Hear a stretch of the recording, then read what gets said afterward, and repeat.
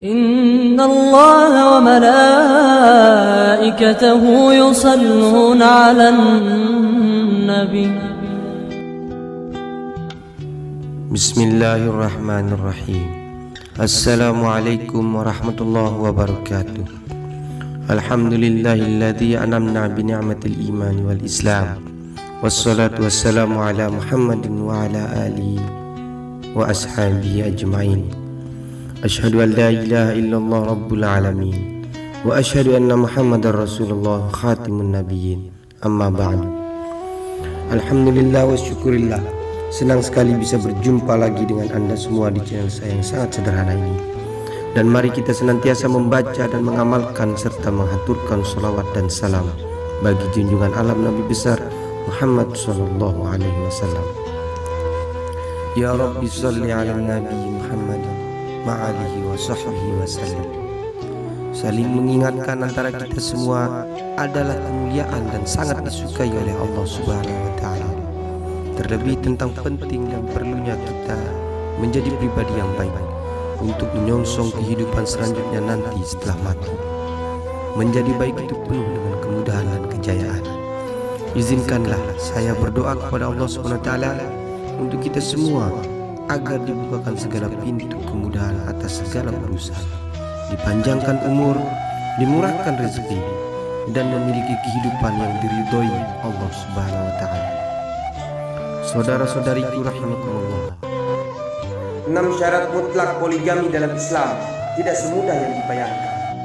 Sampai hari ini poligami masih menjadi fenomena cukup pelik yang tidak pernah surut dari pembahasan sebagian besar masyarakat Indonesia. Secara makna, poligami adalah kondisi di mana seseorang pria menikahi lebih dari satu wanita. Menurut syariat Islam, poligami tidak dilarang, bahkan diperbolehkan. Kendati demikian, syarat poligami dalam Islam tidak semudah yang dibayangkan. Ada syarat-syarat poligami yang sesuai syariat Islam yang mutlak harus dipenuhi. Beberapa ragam pandangan tentang praktik poligami di Indonesia hingga saat ini masih menimbulkan perdebatan karena dianggap merugikan kaum hawa dan menguntungkan bagi kaum pria. Hukum poligami dalam Islam pun dipandang berbeda-beda oleh beberapa ulama. Salah satunya Syekh Mustafa Al-Addawi yang menyebutkan bahwa hukum poligami adalah sunnah. Terlepas dari itu, poligami memiliki ketetapan hukum dalam Al-Quran dan As-Sunnah. Sebagaimana firman Allah Subhanahu wa ta'ala tentang izin poligami dijelaskan dalam surah An-Nisa ayat 3 yang berbunyi, dan jika kamu takut tidak akan dapat berlaku adil terhadap hak-hak perempuan yatim bila mana kamu menikahinya, maka nikahilah wanita-wanita yang lain yang kamu senangi, 2, 3 atau 4. Kemudian jika kamu takut tidak akan dapat berlaku adil, maka nikahilah seorang saja atau budak-budak yang kamu miliki. Yang demikian itu adalah lebih dekat kepada tidak berbuat aniaya. Ayat yang memperbolehkan seseorang pria untuk poligami diperkuat dengan adanya praktik poligami yang pernah dilakukan oleh Rasulullah Sallallahu Alaihi Wasallam. Nabi Muhammad Rasulullah Sallallahu Alaihi Wasallam melakukan praktik poligami pada 8 tahun sisa hidupnya. Sebelumnya beliau hanya beristrikan 1 orang selama 28 tahun, yaitu Siti Khadijah. Sepeninggal Khadijah, barulah beliau Rasulullah Sallallahu Alaihi Wasallam menikahi beberapa wanita. Kebanyakan dari istri Nabi saat itu adalah janda tua, kecuali Aisyah, putri sahabatnya Abu Bakar. Dalam kitab Ibnu Al-Athir, sikap beristri lebih dari 1 wanita yang dilakukan Rasulullah itu adalah upaya transformasi sosial, bertujuan meningkatkan kedudukan perempuan dalam tradisi feodal Arab pada abad ke-7 Masehi. Artinya, Rasulullah SAW sejatinya berpoligami untuk kepentingan orang banyak, bukan semata-mata hanya ingin menambah istri. Terlebih pada zaman Rasulullah saat itu, nilai sosial seorang perempuan dan janda semakin rendah, sehingga seorang laki-laki dapat beristri sebanyak mereka suka. Adapun syarat poligami sesuai syariat Islam, meski poligami diperbolehkan, nyatanya poligami tidak boleh dilakukan sembarangan. Poligami bukanlah perkara main-main. Syarat poligami dalam Islam telah diatur sedemikian terstruktur dan sangat ketat. Yang pertama, mampu berlaku adil. Seorang pria berpoligami harus mampu bersikap adil di antara para istrinya dalam banyak hal, terutama nafkah lahir dan batin. Apabila ia condong kepada salah satu istri saja, maka ini akan menimbulkan kezaliman bagi istri-istri yang lain. Aturan ketat poligami ini ditegaskan Rasulullah SAW dalam hadis riwayat Abu Daud, An-Nasai, At-Tirmizi yang berbunyi, siapa saja orangnya yang memiliki 2 istri lalu lebih cenderung kepada salah satunya, maka pada hari kiamat kelak ia akan datang dalam keadaan bagian pundaknya miring sebelah. Dalam hal ini ada baiknya seorang pria berpoligami mengatur jadwal bermalam untuk istri-istrinya dengan musyawarah terlebih dahulu. Meski terkesan mudah, berlaku adil itu nyatanya sulit sekali diamalkan. Oleh karena itu, jika memang merasa tidak mampu berlaku adil, maka sebaiknya hindarilah poligami. Yang kedua, jumlah istri dibatasi maksimal 4 orang. Syarat poligami menurut syariat Islam hanya boleh dilakukan sebanyak 4 kali saja. Artinya, seseorang dibatasi untuk menikahi wanita lebih dari 4 orang. Maka berkawinlah dengan siapa yang kamu berkenan dari perempuan-perempuan lain, 2, 3 atau 4. Quran Surat An-Nisa ayat 3. Dalam hal ini Rasulullah SAW telah membatasi praktik poligami, mengkritik perilaku sewenang-wenang, dan menegaskan keharusan berlaku adil dalam beristri lebih dari 1 wanita. Batasan menikahi 4 wanita dalam hal ini berpoligami ditegaskan oleh Rasulullah ketika melihat sebagian sahabat telah mengawini 8-10 wanita. Mereka lalu diminta Rasulullah menceraikan sebagian dan menyisakan 4 istri saja. Itulah yang dilakukan Rasulullah kepada Ghilan bin Salamah As-Saqafi radhiyallahu anhu, Wahab al-Asadi, dan Qais bin al-Harith. Dari Qais bin Harith, ia berkata, ketika masuk Islam saya memiliki 8 istri. Saya menemui Rasulullah dan menceritakan keadaan saya. Lalu beliau bersabda, pilih 4 di antara mereka. Hadis riwayat Ibnu Majah. Yang ketiga, mampu memberi nafkah lahir dan batin. Dalam berpoligami, setiap pria harus mampu memberi nafkah lahir dan batin bagi para istrinya. Apabila merasa sulit menafkahi 1 orang istri, maka orang semacam ini sangat berhak dilarang berpoligami.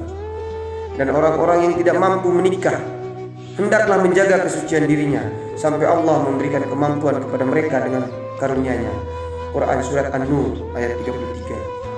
Sebab Rasulullah SAW dahulu berpoligami bukanlah semata-mata untuk kesenangan diri sendiri, melainkan demi membantu wanita-wanita yang tidak memiliki seseorang yang menafkahinya.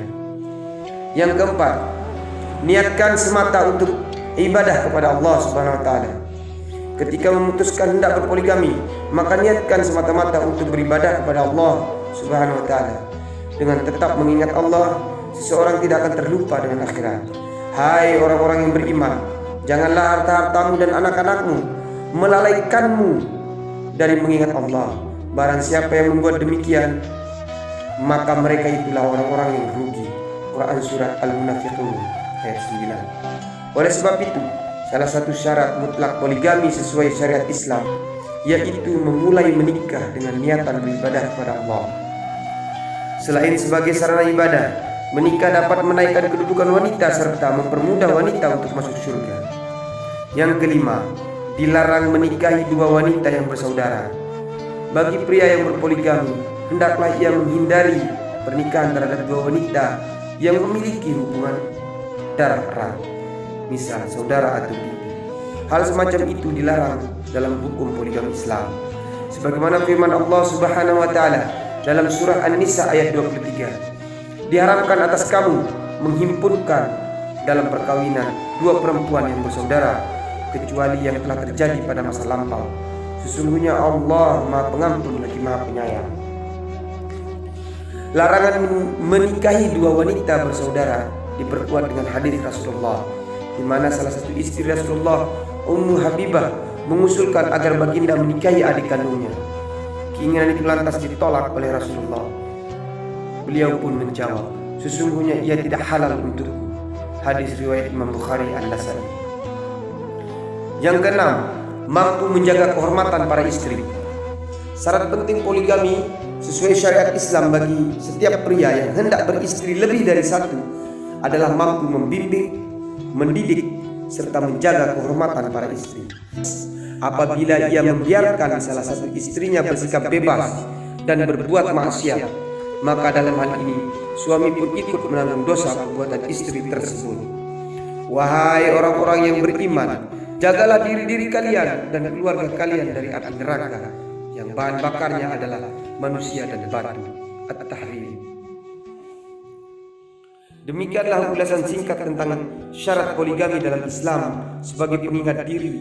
Jika kamu belum merasa mampu memenuhi syarat poligami di atas, maka hendaklah menahan diri dari keinginan untuk berpoligami. Janganlah kita memiliki alasan-alasan dan berdalih hanya untuk menuntaskan hasrat dan nafsu, kemudian berdalih dan beralasan mengerjakan untuk menjalankan sunnah. Padahal kita sendiri menyadari bahwa kita sendiri tidak mampu berlaku adil, dan kita sendiri tidak mampu dan sadar tidak memiliki kapasitas untuk itu.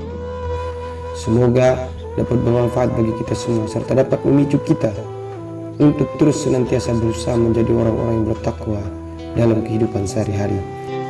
Lebih dan kurangnya mohon dimaafkan.